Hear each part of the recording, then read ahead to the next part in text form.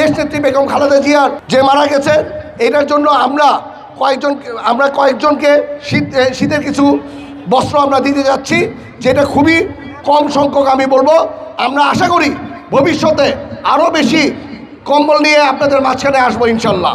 অনেক নতুন জেনারেশনের বাচ্চারা, অনেক চাচারা 17 বছরকে আপনারা ভোট দিতে পেরেছেন?